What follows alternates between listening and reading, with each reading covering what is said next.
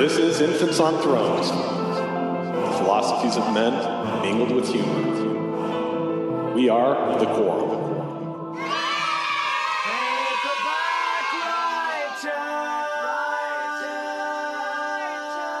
Welcome back to Infants on Thrones. I'm Glenn Osland, and we are getting ready to start the next listener essay contest. It's going to happen throughout the month of May 2018. But before we get to our new listener essays, I thought let's meet the winners of the last contest that we did in February. So there were 3 winners. There was Delaney and Pete and Liz, and today Tom and I sit down with Delaney, and you can get to know her a little bit better, and then I'll also put her essay at the end of today's episode because several of you have already heard it, but want that to be associated with the interview with Delaney, who is awesome. Delaney, you're awesome. You know you're awesome, Delaney. You know you're awesome. And look forward to more content submissions from Delaney because I don't know if you heard or not, but she's kind of awesome. So here's that interview. So, Delaney, how are you feeling? Good. Feeling good. Yeah? Yeah. And just give us a little bit of background with like what's your story? My story? Yeah. Well, I'll tell the short version. Okay. I left the church like 4 years ago, and it kind of all happened right after I moved out of Utah, which I think was a good thing because I moved to Western Maryland, and now I live in Charleston, West Virginia.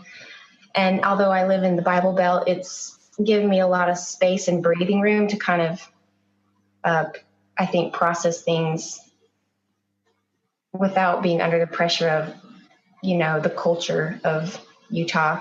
Mm. So anyway, I left about 4 years ago. I had like issues, with the patriarchy, and it's always about the patriarchy, and then I put it on the back burner for a little while, and then I was scrolling down Feminist Mormon Housewives Facebook page, and the first time I've ever seen CES letter ever brought up, it was like, don't click on this if you don't want to lose your testimony. So I'm like, oh, that's crazy. That's garbage. I'm totally clicking on this. And then like 8 hours, I was reading it all night long and probably like laughing by the end because it just, none of the stuff it's not like I hadn't seen the stuff before or had not seen the stuff before.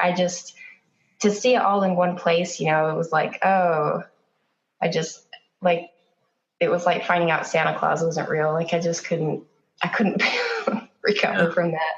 And then I thought, well, I think I'm agnostic. I'm not ready to let the idea of God go yet. And this was all the same night. I thought, I think Jesus was kind of like Joseph Smith, just like 2,000 years earlier. And I don't know a whole lot about the Bible, but I know enough to feel that way. And I was like, no, I'm an atheist. I'm good. I'm good without God. And I know there's semantics as to, what qualifies an atheist or not, but all in one night, man, that's impressive. I guess it really was. It surprised me, and that my husband, there's that whole story of trying to bring it up to him, and he knew I had issues with. I was always bringing up stuff about, women and like how they don't even pray in conference and that kind of stuff when I was still believing. And, well, I did all this processing without him. So one day I was like, I don't want to be a member anymore. And I was like, what? Or I don't consider myself a member anymore. I don't believe in any of it. And he's still a true believing Mormon to this day, and I'm still an atheist. And I think part of the whole thing that drives me to write is to kind of share things that that we have to do, talk about, give and take, that kind of thing to make it work. So And is it just recently, like this past January, that you decided to start your blog, or had you been writing before that? Oh, no. So I've never been a writer per se. I mean, I've written for school and stuff like that. I went to Utah State, if that matters to you. Not BYU. But I have a degree in biology and secondary education. So, I just like going through that rabbit hole of church history. There were so many things where I was like, you can't make this stuff up, like blood atonement and some of those really wacky things you start learning about. And you're just like, man, this would be such a good dystopia novel. And it would write itself. You wouldn't even have to make anything up. So I played with this idea and I would talk about it with people, and I've got it all up here. I just have to sentence by sentence write it out. So is that what you're, because you mentioned before that you're writing a manuscript. Is that it? It's the dystopian Utah novel? Yeah. Okay. So my blog is like, okay, I'm not like a writer yet. So I need some kind of a platform to like practice writing, get it out there, and kind of establish myself in the interwebs. So that's what my blog is about. And then you had the listener essay contest, and I thought, well, that's a good challenge for me, and I'll try doing that. So yes. And you did it well. Yeah. Thank you. Very well. Really, really well. Really fun. And had you ever done any, like listening to the different essays that were submitted, some people did inserts and drops and music and others didn't. Mm-hmm. You did, and you went to great lengths to make sure that it was all royalty-free music. And I did it. Like after listening to other people's, I was like, oh man, I could have done way cooler stuff. But had you ever done anything like that before, or was this your first attempt at putting in those drops from The Office and those different things that you grabbed, right? Yeah, I didn't do the Michael Scott one, no. Oh, you didn't? Oh, that wasn't... No, that was one that I heard and I thought, oh, that's a good one. Yeah, no, I hadn't done stuff like that before, but I really enjoy editing movies and family movies to like music and stuff. So I have a video editing software, and I just did the audio for that. I just use that program to do an audio and then, cut in different stuff. So when I like imagine writing a story, it's always to music. I'm always like a song will come on and I just get lost. It's like a screenplay in my mind and the movie's going in my mind. So I think I always think I could be like a good movie editor, at least in my mind. I think I could. Sure. Yeah. It would be a dream job to edit movies and music videos or something like that. That would be fun. I'm excited to see what unfolds on your blog as you write this dystopian Mormon. Like, how do you picture it? Is it like a dystopian future? Is it the past of Mormonism? Yes, what do you have? Future. Yeah, it's here's the can of worms. I'll get talking about it and I'll probably lose the audience because, it's one of those things where I either get blank stares from people when I tell them about this idea, or they're like, oh my gosh, that would be so cool. And sometimes I can't tell the difference just by looking on their face, what people's reactions are. So I don't want to give too much away because I think there's value in like building momentum, but what I picture is like a future that's ravished by biological warfare, and that will kind of be explained in another, like a sequel. So for this book, the series, there's a whole series in my mind. It's like 3. Yeah. Maybe 4 months long, Sure. It's called Memoirs of Dogma and Dissent, and they're fictional memoirs. And so it'll be like older women. It'll be badass women. It'll be like American Girls, but international. like American Girl doll stories? Is that what you mean? Yes. Yeah, each book will be a different girl. Oh, yeah. Cool. Wow. Cool. I've been reading the Kaya one with my 9-year-old. She's totally into Kaya right now. the Native. Yeah, and maybe I'll get my own doll line out of it. Wow. You never know. No, yeah. Okay, so the first book is called Retrenchment, and I went back and forth on that title for a long, long time because it's weird. It's kind of a weird word, and I had written like 4 chapters, probably like 2 years ago, and I'm really glad I put it away and came back to it because the way I wrote it wasn't like a novel at all. It was like a New York Times article. Yeah. So, because I read nonfiction mostly. I like lots of books, but I mostly read nonfiction. And so it was very like, and then this happened, and then this happened. So I'm glad I put it away and came back to it. I would say that's probably the biggest challenge is writing a good, compelling story with everything that comes with a good novel, like character development and setting the scene and the tone without being over the top and too schmaltzy.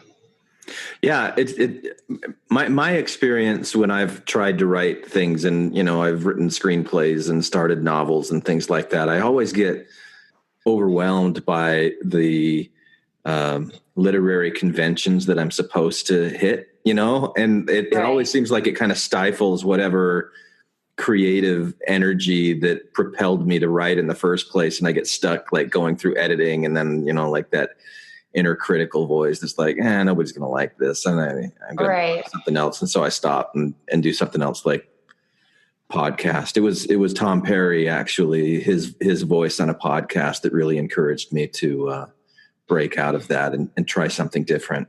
So thank you, Tom. Because I was speaking on a podcast, Glenn, give it up. Start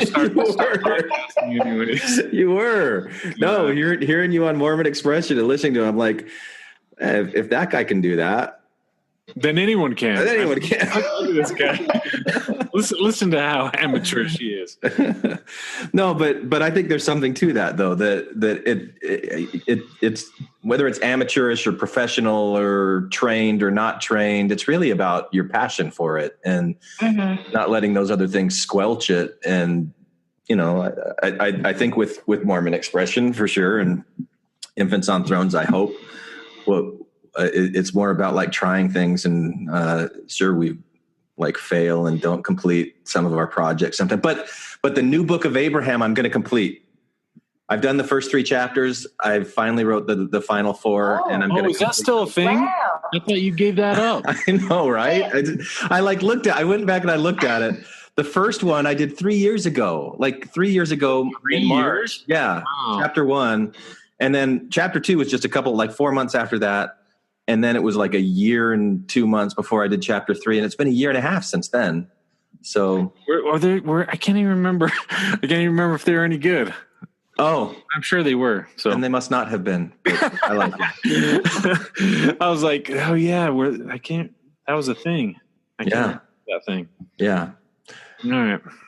So the point of saying that is that, Delaney, I can empathize with the feeling overwhelmed that you've got to hit certain literary conventions and stuff, but wanting to encourage you to push through that, because I've been to your blog, I've read what you have there, I really enjoy it, and so I'm thank you. Seeing this stuff come out. Well, I did want to ask Delaney, you said you read almost primarily nonfiction work. Has it always been that way, or did you sort of transition into nonfiction more primarily after your faith crisis?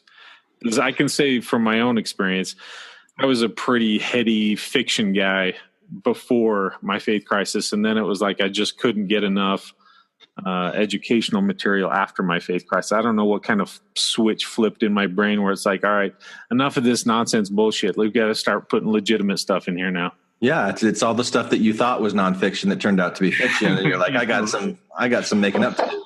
Right.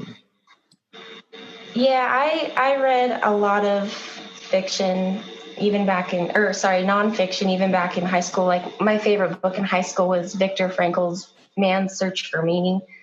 Wow. I think I've been into learning about real stuff. I don't know. I read the books I needed to, and I didn't really have to read any fiction in college. So some of the fiction books I have are, my mom gave me this book called The Bees, and it is like, it's from the perspective of a drone inside a honeybee hive.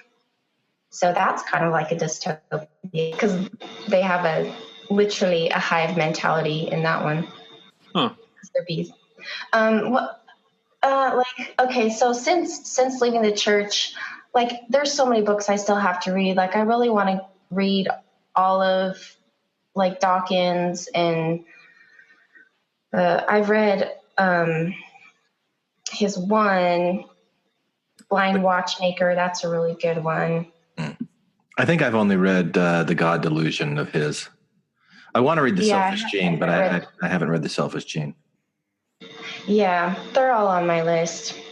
But I was going to say the other hardest part of this project I'm trying to do is, one, I don't pretend to be some literary genius, but I do think I have a good story in me. So that's the goal, is like a compelling story.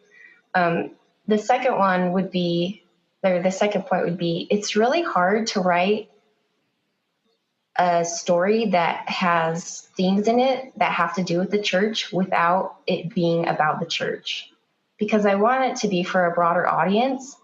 But that's why I say I'm so glad I put it away 2 years ago, because it was very like an ex-Mormon wrote this, versus now it's for everybody, not just the ex-Mormon community. Right. But it's hard to do that. So I'm hoping by the end I'll have like little nuggets that people who know about church history and the ex-Mormons might be like, yeah, that's because this really happened and Brigham Young did this. But can you give an example of some of those themes like that are hard? Atonement. Yeah, okay. Blood Atonement?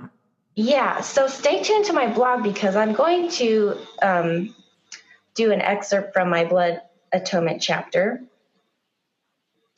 And it'll be the Blood Atonement as Brigham Young taught, on steroids. Execution style. It'll be gory. It'll be great.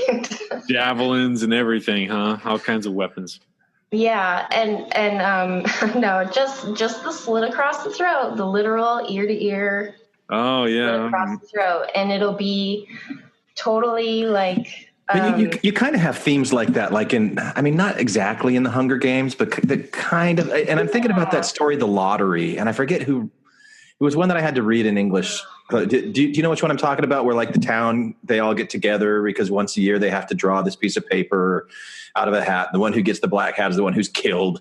They're like the scapegoat for the entire town. You know, I vaguely remember that. It seems like those themes would kind of mirror Blood Atonement without being Mormon Blood Atonement. Yeah, well, I'm just stealing that one straight up. I'm Do just it. Calling that one Go Blood for Atonement. it. Make it. Yeah, that one I'm just stealing straight up. But like the community, it's very like, I have a Pinterest board for it where I'm very visual, so I have to picture this community, and it's like everything's like white or gray cement, very monochrome. And everybody wears white, very simple and plain. And there's this kind of like culture of, we want to stay pure. And what's on the outside of the walls of this community is this disease that there's not a cure for. So you don't want to go out into the world because you're going to die, basically. So I'm excited because it gets like, conceptually, it's like kind of running around up here in my head, but it gets more and more, it comes to life as I write the chapters. And I say chapters, I'm working on chapter 2 right now. So it's a lot of work. It's slow going. No, that's cool though.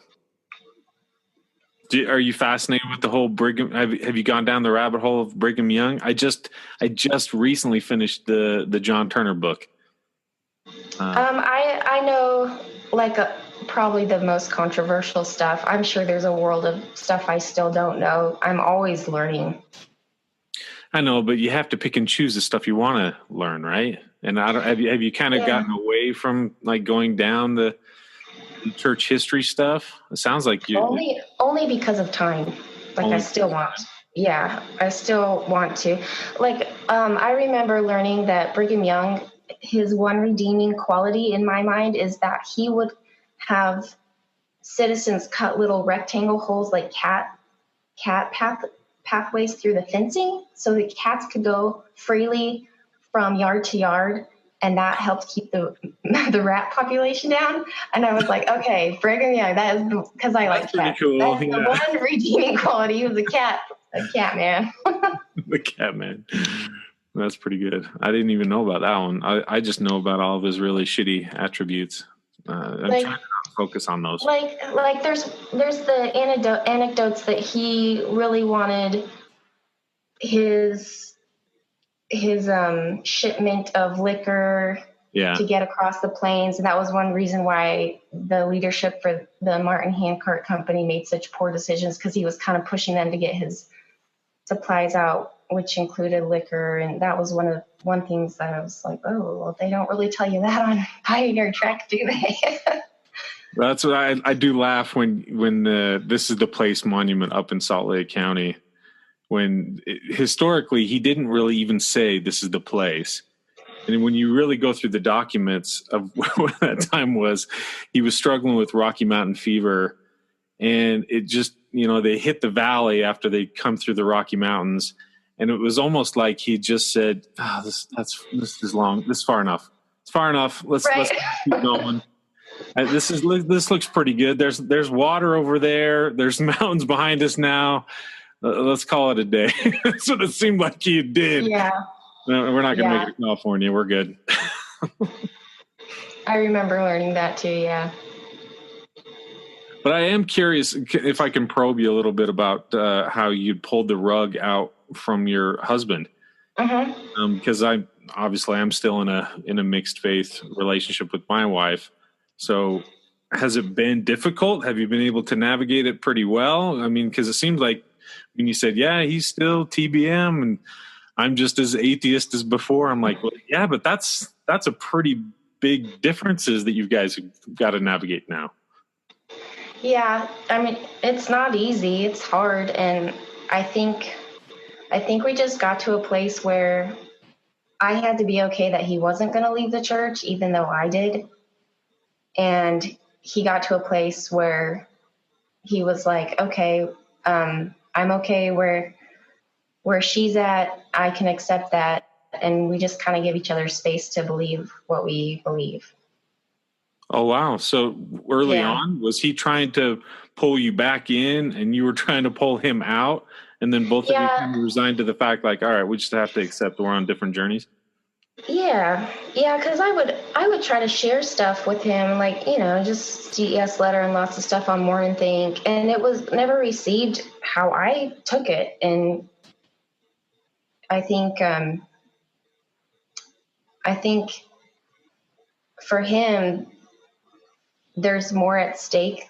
Like, I'm the type of personality that can, if something's not working for me, I can part with it and be okay.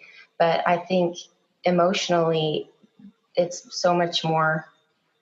The church means so much more for him. Not that it didn't for me, but I don't know. I think because of and I don't want to speak for him either, but I think because he can't just explain his spiritual experiences away scientifically. Where for me, I was like, oh, that totally makes sense why my prayers weren't ever really answered. Oh, because there's no one there. And I'm okay. I'm okay with that. I'm like, okay, well, actually, that's a lot less stressful to me, because then I can just concentrate on making good decisions based on the information I have, which is what I was doing all along anyway. And I don't have this emotional baggage to deal with, trying to get an answer and fasting. And is fasting going to give me a leg up on getting an answer? And I I just don't like dealing with bullcrap. I love the way you presented that about is fasting going to give me a leg up on getting an answer. You know, like I know that this child right here is really sick and needs to be healed, and maybe God will do it. But if I fast, He might do it even more. Yep. Right. I could get a leg. And I really thought that. Right. And it's a relief to not have to think those things. Right. No, is what you said. Like, yeah. No. If I'm gonna get better, I'm gonna get better. If not, it's been a good life. Peace out. Yeah. See, fasting's like the fast pass at Disneyland. You can skip ahead for a bunch of people. It's like mushroom power on Super Mario. Mushroom power. I actually went down to my dad's and I was helping him shovel because we got slammed with a big snowstorm. And he said, "Yeah, the steak's been fasting and praying for moisture, so you're welcome." I was like, "Yeah, I don't know. It doesn't snow come whether you fast or pray. I don't know, whatever." Right. Yeah, and honestly, I think it's been good for me to realize that not everybody interprets information how I'm going to. And we talk about stuff all the time. And we talk about politics. He's more conservative. Yeah, we talk about stuff all the time. We can have our own podcast. I keep telling him, like, we should just record this conversation. But then I think we would be the only people that would think it was interesting, you know? Hey, don't show you wouldn't. Smart, and the rest of the world's like, oh, no, this is boring. I mean, you did an essay and you hit it out of the park. So I think you're being a little self-critical on that. I think you'd be pretty good. Yeah, and my husband, he's not on social media at all. And sometimes I feel like I'm like, just go like hang out on Reddit, like the LDS Reddit, like, you know, just go hang out there sometimes. It's a safe social place, yeah. Right. Go. Ask him some of these questions, but he's just like good. He gets annoyed that I bring up church so much. Because I'm like, hey, did you hear what the church did in Salt Lake? Did you hear the news? And he's like, here we go again. Like, I'm good. Like, I go to church. Our ward is super relaxed here. All my friends in the ward, they know I've left the church. They still ask me to babysit for them. Like, we're good. And it's really cool. And that's what I meant earlier is I don't think living in Utah, it would be like that. I don't know. Yeah, I think you're pretty fortunate as far as geographical location because it's. I mean, I'm not dealing with the level of shunning that I used to deal with, but there's still aftershocks. Like what was it? There was a family that stopped by earlier, and then when I came in, it was just like, oh, okay, well, we got to go, and I don't know. It could have been that I hadn't brushed my teeth, or it could just be that the fact that. Oh, there's Tom again. So it's always been weird, but I've just kind of come to accept it. It's fine. Whatever. Yeah. Sucks. Yeah, I think the less you care, the happier you are. It's just kind of sad, but I think you have to get to that point. Listen. I want to compliment you on a part of your essay, but I messed up earlier, and so I'm a little hesitant to do it. Why? Because you might be thinking of another essay. Right? No, yeah. I'm like, I sure hope I'm not thinking of another essay. But I listened to all of them. Yeah, but you made the point that you like a bouquet, like you like variety in your life, right? That was your essay. I'm not confusing that with somebody else. Okay, good. That was me. Good job. And I love that. And so what I'm thinking about that as I'm listening to you talking about, your relationship with your husband, things that you like to talk about, that maybe you would even be bored if he totally agreed with everything. Is that the case? And you kind of like being able to have somebody challenge you and that you can challenge him and have these discussions? Yeah. Yeah. I don't know if did you ask me if I would like it? I don't know if I would dislike it. Because it's nice to have people be like, yeah, that's so true. Yeah. That's nice too. But I definitely have had to really think about why I believe or don't believe what I do, and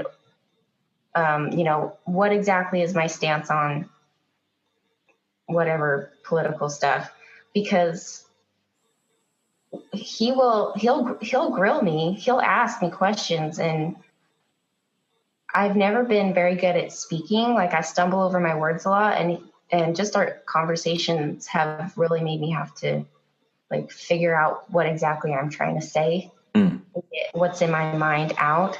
And there'll be a lot of times where we'll talk about stuff and then we're pretty like combative in the conversation. We'll both kind of step away and a couple of days later come back to it and have like a really good come around, like meet halfway kind of conversation. Jeez, that sounds very, I don't know, mature. Yeah, like, kind of healthy. Huh? Yeah, very healthy. I don't see, in my own experience, I see when I get hot-headed or opinionated, and then I take it to my wife, and sometimes I don't keep my own emotions or my own sensibilities in check. And like, if I'm like, read the CES letter and I'm not going to leave here until you finish it, and then you're going to have the same opinion as me. And I don't care what it takes. If we need to be here all night, we will. And because I still haven't quite been able to reprogram my brain that my opinion isn't the opinion that everybody should have. I still feel that way. I'm still constantly checking myself like, what? Why was Glenn laughing at that joke? That doesn't make sense. That's not funny. or if it's anything else, and I'm like, what? That doesn't make any sense because that doesn't jive with my perspective or my opinion. I think I'm better, but I'm not quite there. So kudos to you and your husband for kind of being in a much healthier place.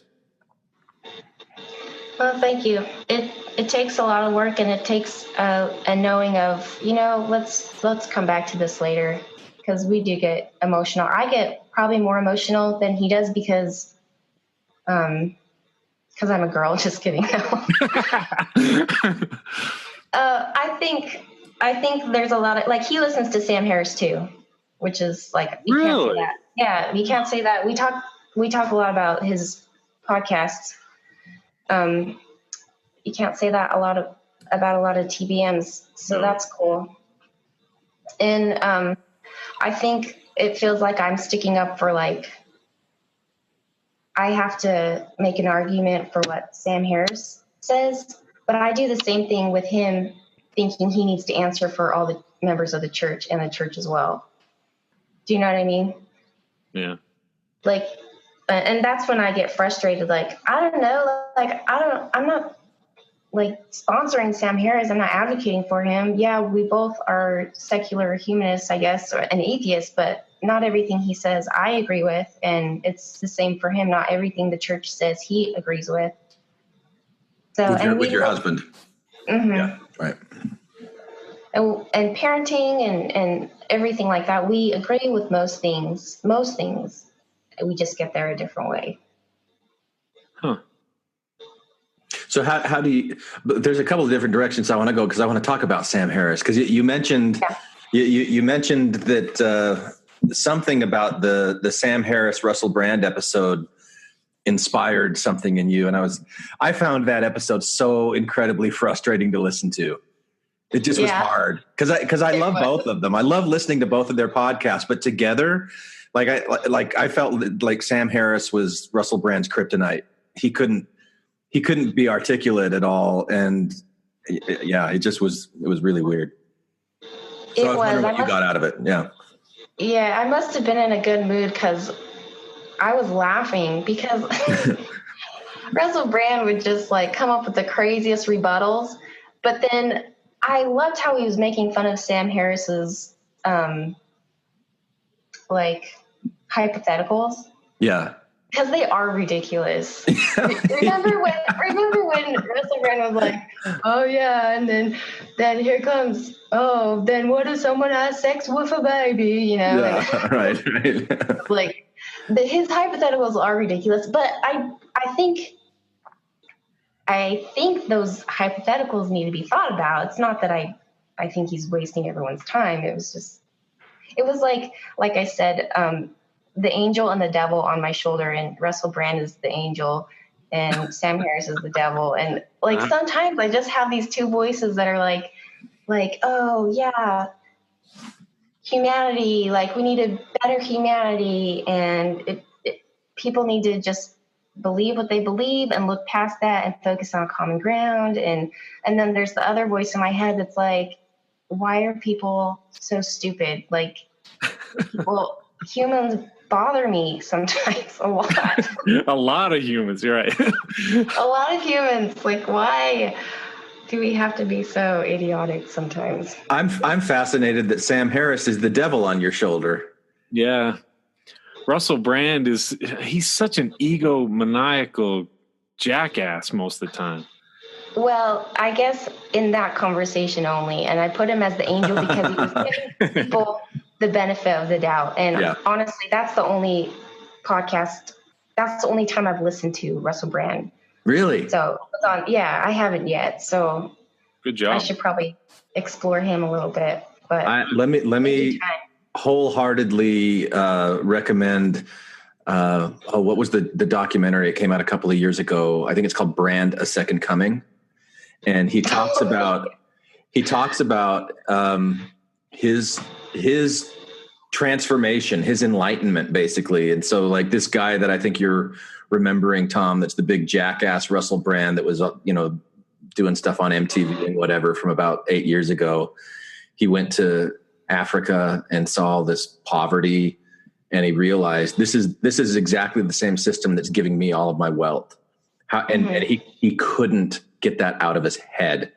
And so, like, he was married to Katy Perry at the time. They would go to these fashion shows, and he's like, this is just so empty and vapid. And there's people on the other side of the world that are suffering, and I've got to do something about that. And he just went through this like fame crisis, not faith crisis, fame crisis. Yeah. And it's a fascinating documentary. And to see where he is now and what he's doing with his life, I find really inspirational. I got his audiobook on addiction, which is just, it's fun to listen to, but it's also really insightful. And so I would encourage more of the Russell Brand stuff. And Sam Harris is always good to listen to too. I love listening to Sam Harris. Yeah, for sure. Well, so what if you said, Delaney, that you have over 50 podcasts? Let's see. Let me get my phone. Hang on. Oh, okay. That was just a rough estimate, and my husband says I'm bad with numbers, so we'll see if that's true. Because I'll compare notes, and maybe you can turn me on to some good ones, because I've been reading through some real crappy ones lately. Well, there's a lot I've had to unsubscribe from too, because I just don't have time to get through them all. I'm a stay-at-home mom. This is why I have podcasts. They saved my life. Yeah, because you can multitask with them, right? Yeah. Mm-hmm. How old are your kids? 7, 4, and almost 18 months. So they're little. Yeah. Almost. 7 is the whole talk about baptism coming around?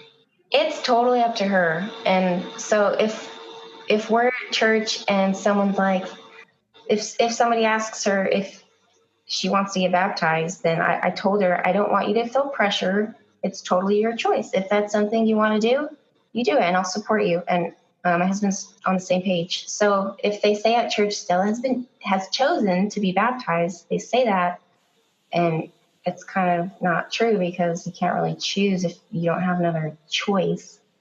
Yeah. With her, it will actually be a choice. And I know there's the whole like, well, you're just pushing her into a institution that's not good for girls and women. But for us, it's more of like, that's the faith tradition. And to me, she can always leave, she will always have a choice to leave, because I left, and she can see that. Yeah. Yeah. You'll be her ally. Yeah. Right. You'll be her ally and confidant in the thinking outside of the belief structure. Yeah. Right. And growing up in the church, you didn't know there was even another option, because everybody was in the church, at least for me, Yeah. Out of staters, I'm sure it's a lot different.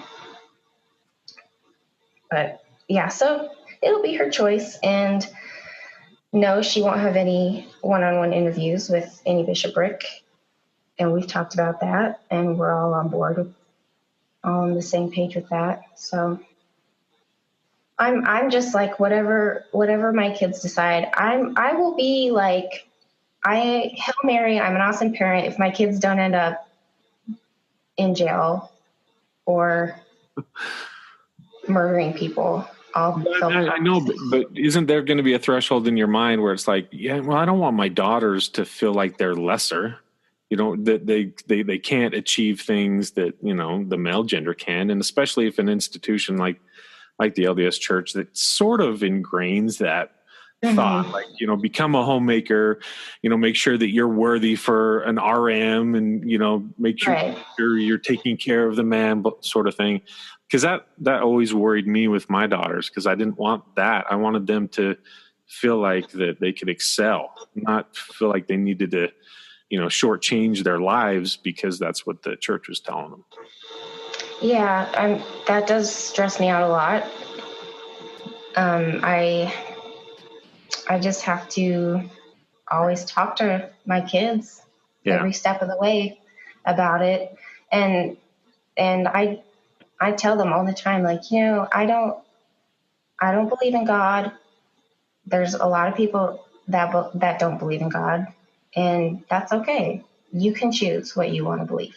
And I can't use the Santa Claus analogy because they still believe in Santa Claus. So you have to wait on that one. Yeah. I have to wait on that one because I feel like that's how it was like for me, where it wasn't like, it was a little bit sad, but it was also like, oh, that makes so much more sense without God in the picture.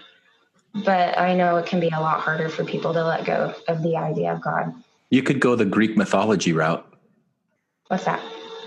Oh, you get the children's versions of the stories about Zeus and Hades and Poseidon, and where they start to see that these, once upon a time, people believed that these gods were real and that these stories that they're telling were real. And, now we just use them as allegories and entertainment and, what kind of lessons can you learn from them without putting too much of a belief in Zeus as a character? So you can preserve Santa Claus and just throw Zeus under the bus is really what I'm saying. I'm going to cut right now because he's pretty wicked with those thunderbolts. Tom's wondering, that's not funny. I don't understand. Why would Glenn laugh at something like that? Well, because it was your joke. That's why you laughed at it. It was hilarious to you. Yeah. It's really funny to be joining the whole blogger knackle. Do they still call it that? I don't know. I think that was an FMH thing. The whole interwebs of Mormon and ex-Mormon land, like. Mm-hmm. Is this a recent thing for you? Yeah, I've always listened to Infants on Thrones, and I've always been on Reddit and on the little groups like the VIP Facebook group, and listened to every episode of Mormon Expression. But I haven't ever contributed to anything, so it's just kind of like doing it all over again almost. Are you glad that you did? Yeah, no, it's fun. I am. Yeah. Yeah, no kidding. So am I. No, it's crazy that I'm talking here with Glenn Osland and Tom Perry on Infants on Thrones. That's cool. Yeah. I was thinking, I can't wait I'm going to be speaking to Delaney. Right. That's how I'm going to be famous one day. I'm going to be like Hunger Games. Yeah. J.K. Rowling. Yep, exactly. That's right. Cool. Well, are there any other topics that you want to touch on? I mean, because I've already given you the invitation. Anything that you want to do for infants, especially if you're like working on your book. I'm going to start doing a book, actually. What? Yeah. I'm going to start. Are you doing it just because Delaney's doing it? You're trying to upstage her now? Nope. No, Okay. I mean, she may have inspired me a little bit, like all of the listener essays kind of put some wind back into my sails. But no, I was, one of the reasons I'm finishing up the new Book of Abraham thing is because I want to take that approach to the Book of Mormon. To the Book of Mormon? Yeah, right. yeah. It took me 3 years to get through 5 chapters of the Book of Abraham. So, but I've already done the first. I've already written. Exactly. So what's that? What are you doing exactly? Are you rewriting it in like Ebonics or what? Not Ebonics. I mean, kind of the way that I did the new Book of Abraham thing. Where I just assume this persona that's talking to the audience that, like I'm Nephi or maybe I'm Joseph Smith or, maybe I'm this, and I just kind of like rewrite each verse of the chapters and trying to pull out where I see meaning and value in what's there. I think if you look at the Book of Mormon as this big allegory about, your true inner soul, which is the divine part of you. We'll call that God, or we'll call that Nephi. It's all those things that are good, the charity part, the love part, the things that are actually good in the real world. And that there's a battle that goes on between that and your own shadow, your own doubt and criticism and bitterness and anger. And it's like this battle within yourself for supremacy. Who's going to be the Lord that authors your life? Is it going to be this Jiminy Cricket inner voice, or is it going to be the, which devil on the shadow? Is it going to be Sam Harris or Russell Brand? Right. So Right. It's kind of looking at the Book of Mormon from that approach, that it's not about these people that lived on this place that never existed and, doesn't stand up to scrutiny when you're thinking of it literally, but if it's a personal metaphor for every individual person. And so that's kind of the thought experiment going into it. So I'm calling it Shadow the Lamanite. Oh, that's cool. Yeah. So I started writing the first 8 chapters, and it's been really, really fun. It's like really fun to go through and do that. So yeah. Did I tell you that my daughter read the Book of Mormon from start to finish in, was it a month? Really? She's dating a return missionary now, and so one of his stipulations is, I need you to read it. And so she read it. So I was really curious. I'm like, so what'd you think? How was it? She's like, I don't know, Dad. I mean, I've read a lot of really, really great books. This was not one of them. Yeah. It was really boring. Uh-huh. She's like, the stories just didn't really make a whole lot of sense. Some of them seemed way over the top. Like she mentioned was it the Ammon one with the arm cutting off thing? That didn't, she's like, it just didn't really jive. Right.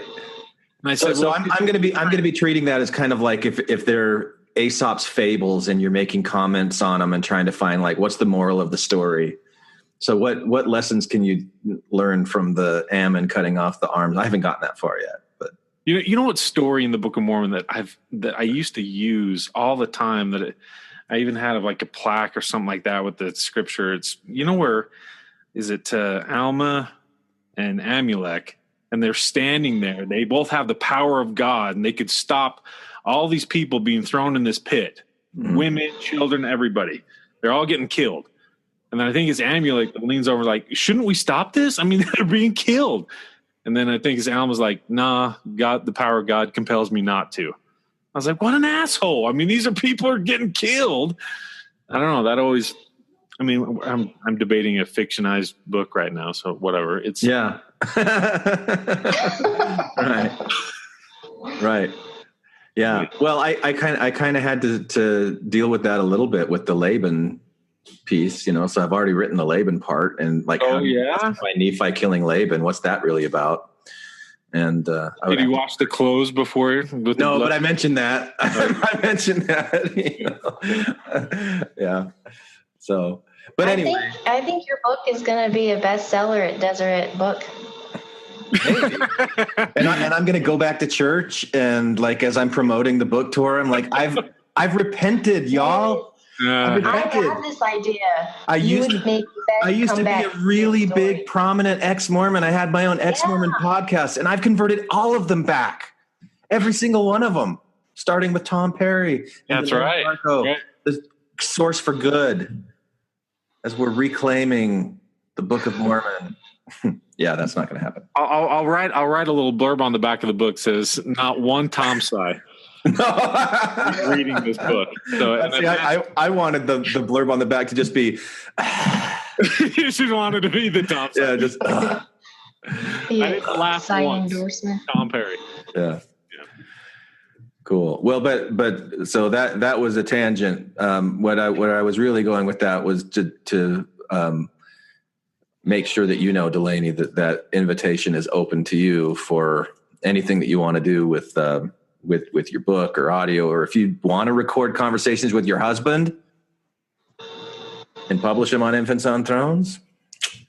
Well, if he's not on social media, I mean, it'd be good to introduce him onto podcasting and just say, you just don't have to be on social media. You can just talk.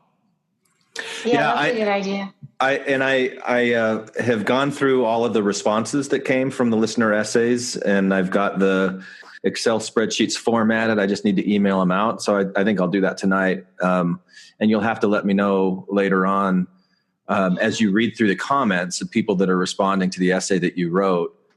I hope that it's meaningful for you. It was really touching for me as I was looking at the comments that people were giving, and the ones that leave their name and email address that you could become friends with, and have this network and stuff. Like, I don't know. I just think that's kind of cool. I never even thought of that before doing this. It just So thank you for the listener essay. Congratulations on your second place prize. You'll be getting it soon, and hope that you continue to contribute in the future in any ways that you feel compelled to. I will. I'm thinking of doing first, maybe second chapter audio drama with music and everything. Nice. And sending it to you. That's no guarantees, but that's what I have in mind. Oh, I would love that. Maybe in 12 months, you'll finally get an email with it. Hey, it took me 3 years to write 3 chapters of the new Book of Abraham, so. Cool. Anything you want to say in closing, Tom? No, just major props, Delaney. I thought you did a good job, and thank you for just coming on. And it was great meeting you and talking to you. Thank you for having me.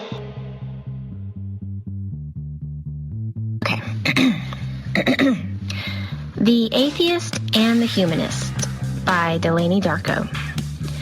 The atheist and the humanist were fighting for the crown. The atheist beat the humanist, but then was feeling down. Arrogance is widespread, so try to pipe down and focus on understanding what's in another's crown. This is a story about finding the balance between your inner Randy Snyder and the other part of you who doesn't want to be a total asshole to the believers in your life.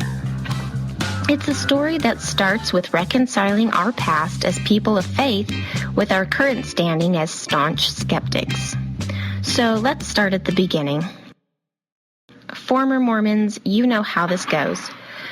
One day you are weeping over the pulpit in Relief Society about how Sister Olson selflessly brought you tomato soup after you birthed another child. Now you are posting selfies on the ex-Mormon subreddit, toasting a glass of gin and tonic to your fellow heathens with glistening, bare, virgin shoulders on a church-free Sunday.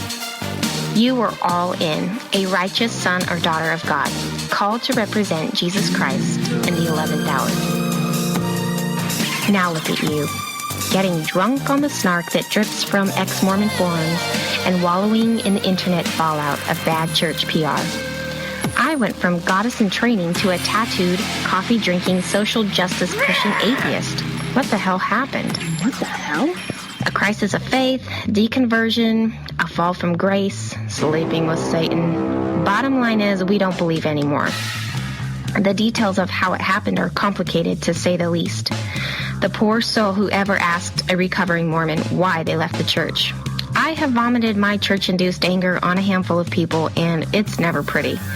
We send out mass emails, we write the long Facebook posts, we write letters to our parents, spouses, and children. We try to legitimize our disbelief with loved ones so that they will accept us. And even if they don't leave the church themselves, at least they know why we did. The evolution from devout to disenchanted has a traceable path. To those of us who have gone through it, hearing another's journey of losing their faith rings painfully familiar. Sometimes the only place to commiserate and be free to express our anger is on the internet. So we share our experiences and the things that we have learned, and we find ourselves bonding with strangers. We learn we are not alone. We aren't crazy after all. The common experience goes something like this. A collection of doubts, guilt, and unanswered questions build up until a watershed moment roars out of us like a freight train. Somewhere along the way, we had our minds blown, and the universe looks a whole lot bigger. Like a spiritual experience, there has been a shift, and it feels profound. Monochrome to Technicolor, baby. We are reborn. The ex-Mormon moment is now. Over the last few years, we've crept out from the dark corners of the internet into a thriving public community. I don't want to spend time writing about why the church isn't true. That space has already been carved out. I want to think bigger. People are leaving their dead beliefs all over the place. It's bigger than leaving Mormonism. We are part of a broader world community of dissenters with eerily similar stories. Spend time chatting with other ex-Christians or even ex-Muslims and you instantly see the commonality. The religions that once set us apart are now bringing us together as we forsake them. Secularism, humanism, and atheism are more and more amalgamating into a broader platform that leads the world in advancing human rights, scientific discovery, earthly stewardship, and in my opinion, holds humans more ethically accountable than the religious world does. Yeah! But I want to think bigger still. The back and forth between the religious and secular communities is tiresome. There will always be bad ideas that need to be called into question, especially those that are so steeped in tradition that they often get a pass.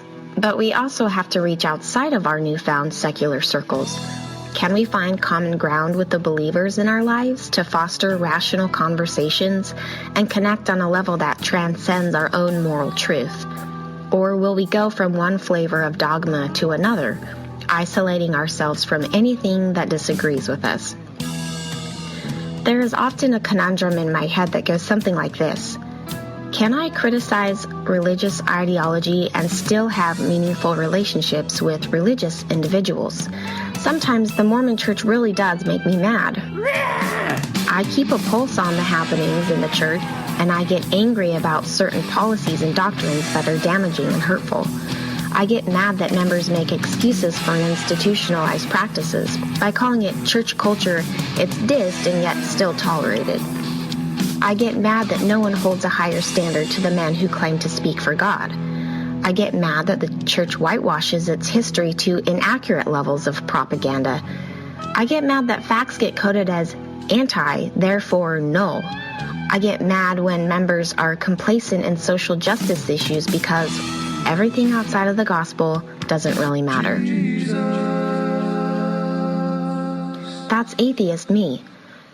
But my husband is still a practicing Mormon. We do have a pretty awesome relationship. It's never been better, actually. We have worked out a good balance to accommodate both of our belief systems. We love to travel, be outdoors, explore the city, rock climb, ride bikes, roller skate, eat well, dance party, parent like nobody's bitches. Yeah! My parents and siblings are Mormon. I love them. I genuinely like being around these people. I couldn't live without my sisters and my awesome genius brother. My in-laws are Mormon. They love everyone they meet. They love me like a daughter. Their children are all down-to-earth, normal people. I love them all. I have an amazing group of Mormon friends where I live. They knew from day one I was an atheist, nay, an apostate. They don't care. We even talk about issues in the church from time to time. most of the time we talk about birth-in and funny things our kids say while simultaneously breastfeeding and pushing a swing. Culturally, I am still very Mormon. I do have a spicy peppering of friends outside of Mormonism, but on the whole, my social network has vastly been Mormon my whole life until I moved out of Utah and left the church.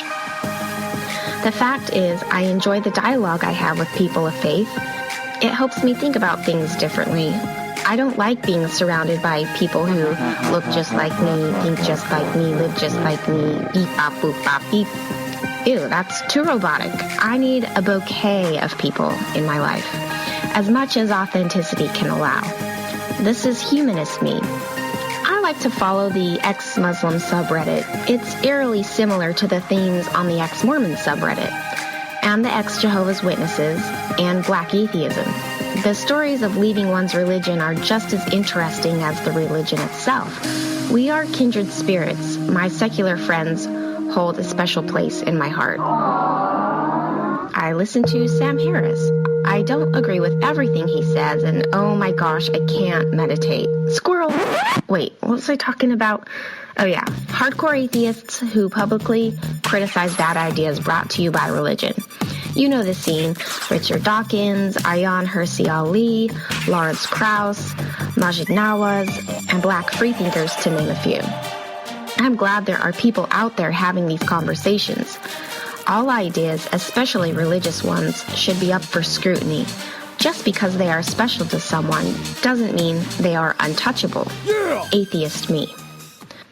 Just this weekend, I met a Muslim woman my age. She was wearing a hijab.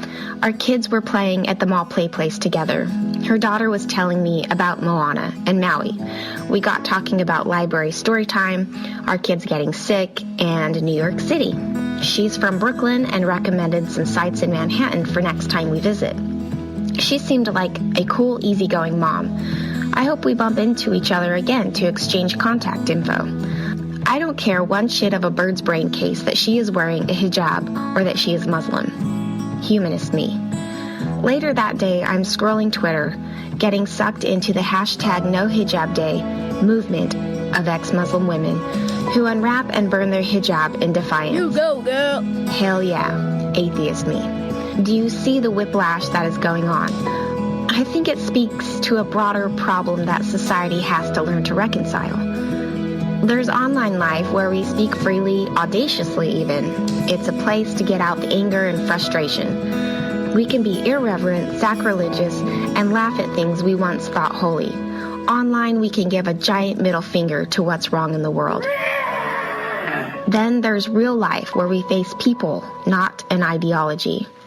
I'm at least self-aware enough to realize the possibility of online sentiments disfiguring how I view people. The World Wide Web can be toxic. You have to constantly self-correct. If you aren't careful, you get sucked into the vitriol.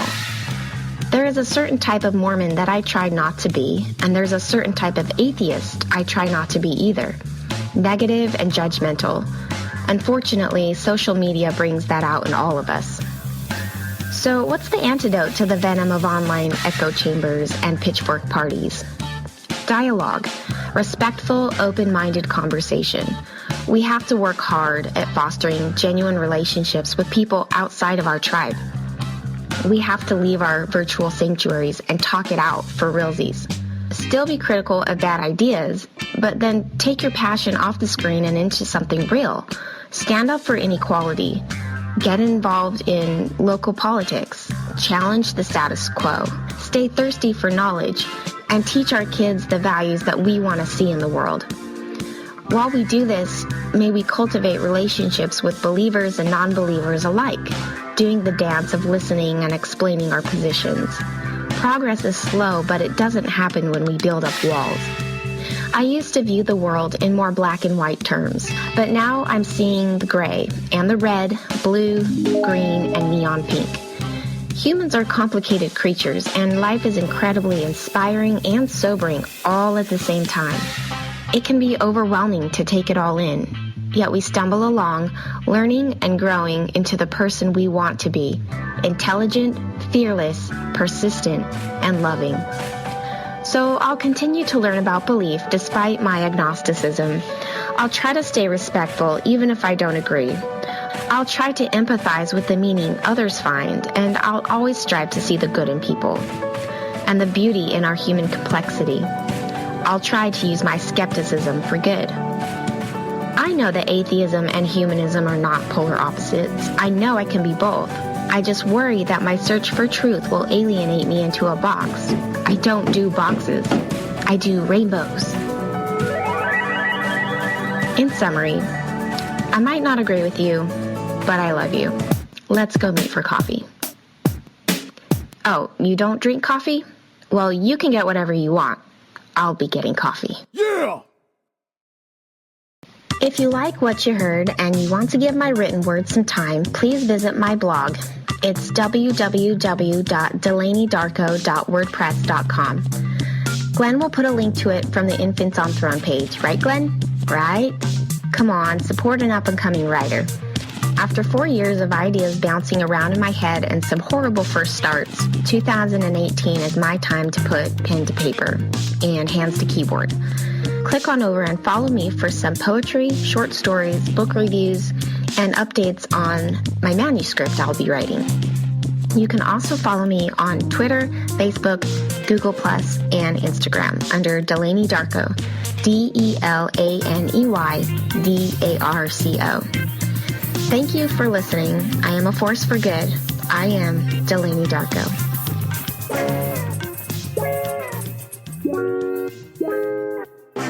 Hi, this is Stan from Canada. When I'm out and about, I like to listen to Infants on Thrones. They're the best, eh? You can comment on this episode on the website, www.infantsonthrones.com. And if you really like what you hear, give the Quorum a 5-star rating and write a short review on iTunes. I did. Anyone for the closing prayer? I don't have the patience for that. I don't have it. Yeah, and that's probably why those conversations, like Christians probably love those conversations, because they're like, yeah, he's totally doing all these zingers against Sam Harris, and they're probably like, yeah, I got him with scripture. But Jordan Peterson's not a Christian believer, is he? Who knows? He's ask him. He's agnostic. If you were to ask him, he wouldn't say yes or no. He'd give you this 20-minute answer, and then at the end, you're still just as confused. Is he like the John Boyne? John Boleyn's been pretty clear on what he thinks about God. I mean, we did. Well, okay, but on other... And he would Reluctant never, atheist? Oh, that's true. He would never say the A-word. Yeah. Thank you for listening to Infants on Thrones.